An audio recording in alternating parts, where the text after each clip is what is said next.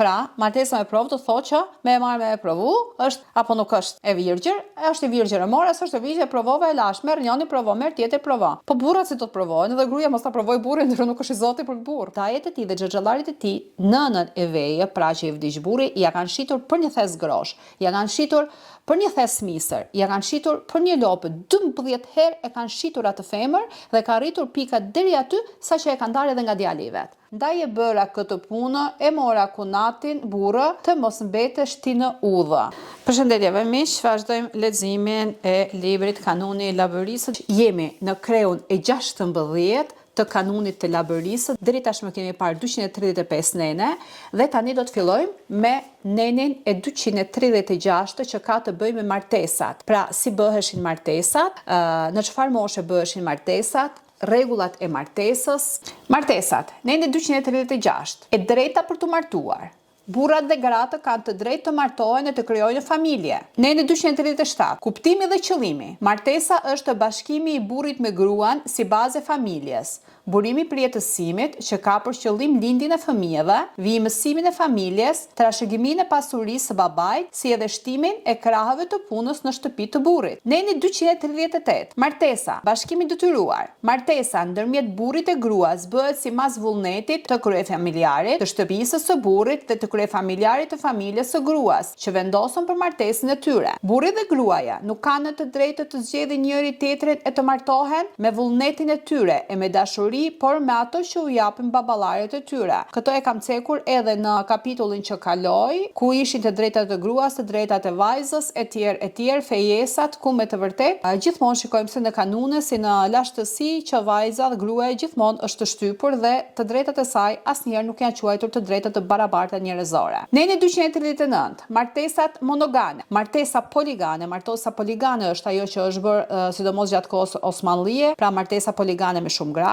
Martesa si rregull është egzogame. Këtu kemi një shënim. Martesën për martesën poligame. Martesa poligame nuk lejohet në labëri, sidomos në kurvelesh e në himare. Megjithatë, sipas autores angleze Zonja Beryl Nicholson, një historian austriak ka konstatuar se në shekullin e 18 kanë ekzistuar 118 martesa poligame në Mallakastër, kryesisht me klerikët musliman, pra të hoxhallarëve. Sipas mendimit tonë, raste të tilla mund të kenë qenë si përjashtim, si rezultati i ndikimit të fuqishëm të sheriatit dhe në zona të caktuara. Nuk përjashtohet mundësia që bigamia të vazhdohet me poligamina. Pra, si shikojmë, koha osmanlije dhe koha e sheriatit dhe ato vite kanë ndikuar shumë edhe në kulturën shqiptare. Neni 240, mbajtja e mbiemrit. Me rastin e martesës, vajza mban mbiemrin e babait që të mos shuhet shenja e prindërve të saj ose edhe të burrit. Pra, kjo është diçka e mirë sepse vajza duhet të mbajë të paktën edhe mbiemrin e saj edhe mbiemrin e burrit të ketë të dy mbiemrat. Neni 240, mbrojtja e mbiemrit. Me rastin e martesës, vajza mbron mbiemrin e babait që të mos shuhet shenja e prindërve të saj dhe të burrit. Mirë është që vajza të mbajë edhe mbiemrin e saj edhe mbiemrin e burrit. Neni 241, baza e martesës. Baza e martesës është që gruaja bashkëshortja të ruajë nderin dhe në mendim e në zemër besnikërinë bashkëshortore. Bashkëshortët kanë të drejta e detyra të përbashkëta për të ruajtur një martesë besnike e të ndershme dhe për të rritur e edukuar fëmijët. Gruaja është e detyruar të bindet dhe të respektojë burrin, por ruan dinjitetin e saj, nuk lejon që të poshtërohet. Neni 242, mosha për martesë. Djali martohet zakonisht kur ka mbushur moshën 16-20 vjeç, pasi ka kryer shërbimin ushtarak dhe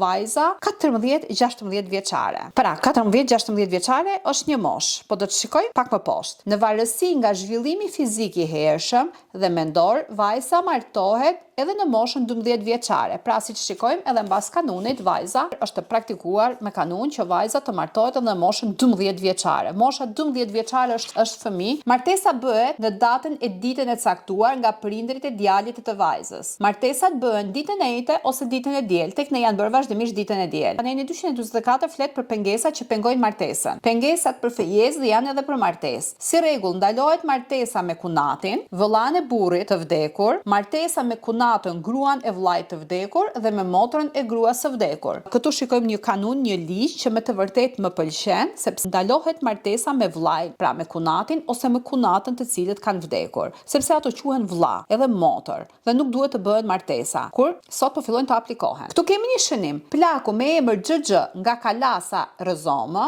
tregon se në fshatin Tatzar Rëzom para 100 vjetësh ka pasur një rast kur pas vdekjes së gruas burri ka marrë për grua motrën e saj, pra kunatën. Pleqtë e Kuçit tregojnë se para 100 vitesh ka pasur një rast kur një grua labe u martua me të kunatin, vëllain e burrit të vdekur, për shkak se nga martesa e parë kishte mbetur djali i vogël dhe kërkonte mbështetje. Kur vdiq djali, ajo e shante me ligje, ndaj e bëra këtë punë, e mora kunatin burrë të mos mbetesh ti në udhë. Pra kanë qenë kohë të vështira, ato kohë nuk mund t'i paralegjikojmë, por kohët e sotshme mund t'i paralegjikojmë sepse jemi në kohën e demokracisë, jemi në kohën e zhvillimit, jemi në kohën kur kemi mundësitë që për gjithçka, por sot u bën edhe shumë gabime fatale që nuk i pranon as ligji, as kanuni dhe as shqiptarnizmi. Në raste të veçanta lejohet martesa me motrën e gruas së vdekur ose me vëllain e burrit të vdekur, sidomos kur nga martesa e mëparshme kanë mbetur fëmijë të vegjël jetim ose gruaja e është pa prindër e vëllezër që të kthehet në shtëpinë e babës ose kur ata duhen me njëri tjetrin.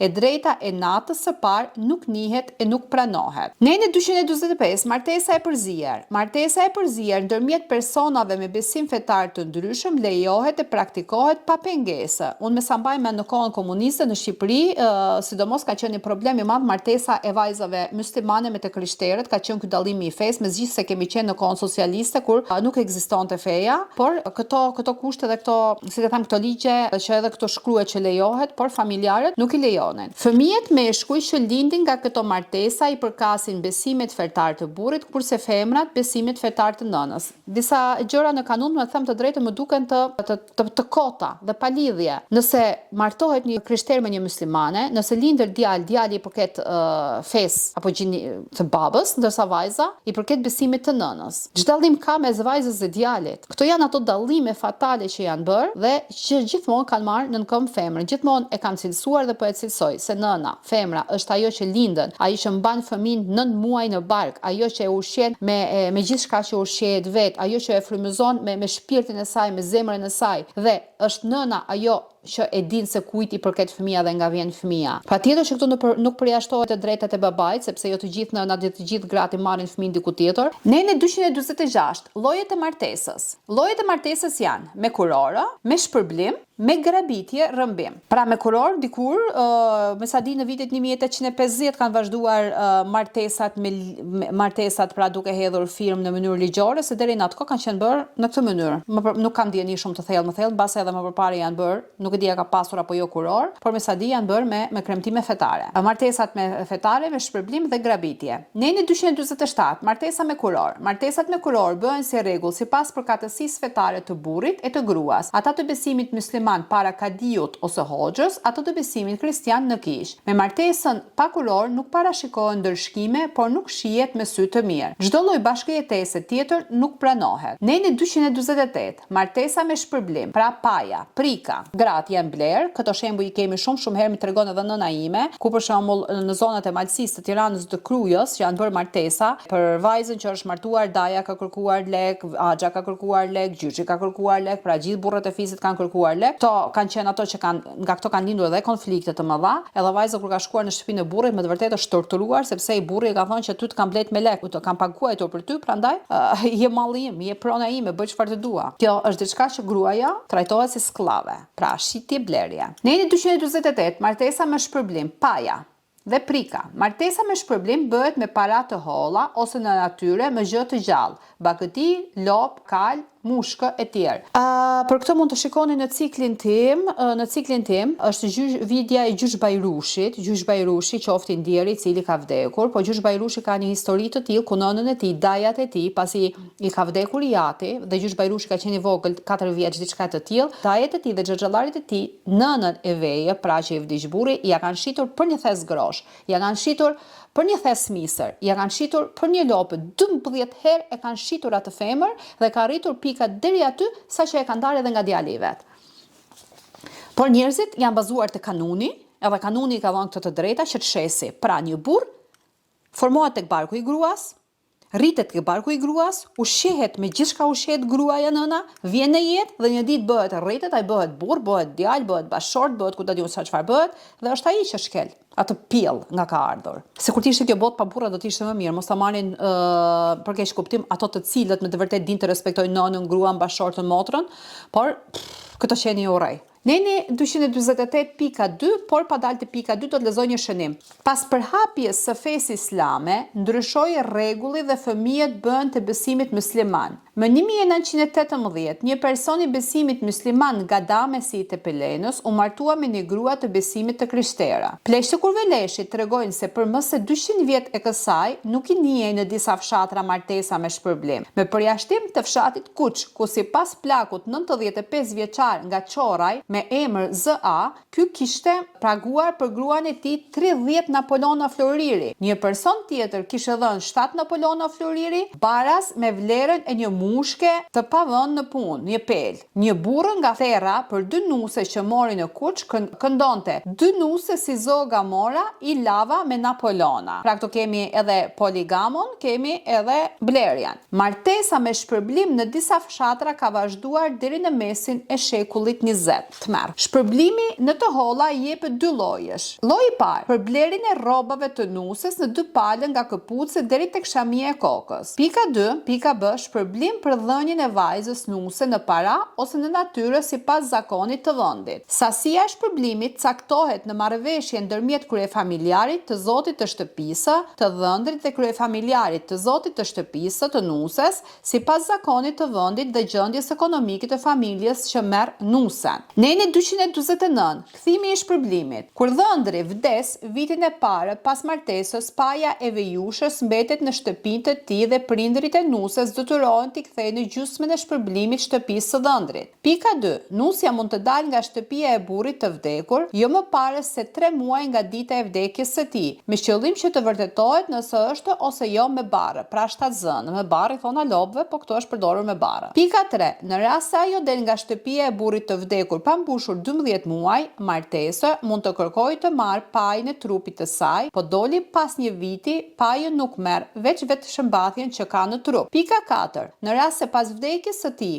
mbetet gjallë fëmia, e ëma merr vetëm petkat që ka në trup, familja prindërore e nuses nuk detyrohet të kthejë shpërblim. Neni 250, pas vdekjes së nuses. Pika 1. Në rast se nusja vdes brenda 12 muajve pas martese dhe nuk lë fëmijë, pajën e marrin prindërit e saj. Por nuk pati prindër, pajën e merr kujdestari i saj. Në rast se vdes brenda 3 vjetëve, prindërit e saj kanë të drejtë të marrin veshëmbadhjen dhe sendet e argjenta. Çfarë është e babait e merr babai, çfarë është e burrit e merr burri. Pika 2. Si rregull, pas vdekjes së burrit, gruaja e vet martohet me një tjetër jashtë shtëpisë së burrit të vdekur. Po që se nusja ka lënë fëmijë, babai i saj merr vetëm sendet e argjenta, të tjera të mbeten fëmijëve. Dhe po vdiq fëmia pas vdekjes së tëmës, përsëri paja i mbetet babës së saj. Neni 251. Martesa me grabitje rrëmbim. Martesa me grabitje rrëmbim quhet ajo kur djali merr me vete krush të armatosur, të rrëmbejnë me forcë nusen kundër vullnetit të saj e të prindërve të saj, sepse mospranimi i saj për të martuar quhet fyerje e rënd e nderit të familjes së tij dhe për të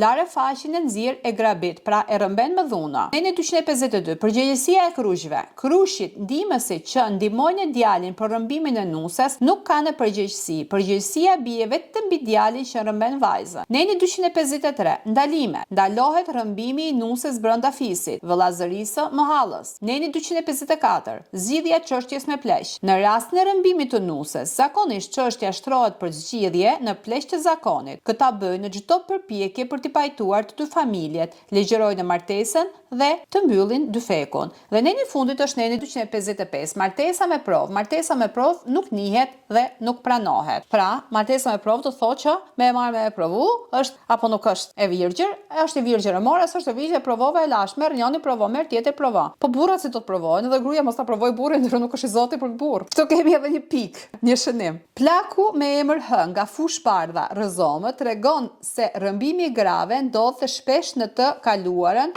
dhe shoqëroi me pasoje të rënda deri në vrasje. Kur babai i djalit rrëmbyesit nuk i pranonte në shtëpi, djali dhe vajza iknin nga fshati dhe për përgjegjësinë e mbante vetë djali, ndërsa kur pranonte në shtëpi, babai i djalit e merrte vetë përgjegjësinë dhe pasojat. Ka ngjarë në Dukat të Vlorës që njëri ka rëmbyer një vajzë në fshat dhe ka ikur në mërgim. Pas 25 vjetësh mërgim është kthyer me gruan e tij me fëmijë. Shtëpia e gruas nuk e ka pritur dhe pas disa kohësh kanë vrarë burrin e 25 vjetëve të vajzës së tyre. Pra ky ishte kapitulli i 16 dhe kishim dasmat, pra martesat. Mbas martesave, në kapitullin 17 do të shikojmë dasmat, por si shikojmë gjithmonë në çdo kanun, në çdo kohë, padrejtësia ka qenë ajo që ka ushtruar dhunë kundra gruas, kundra grave.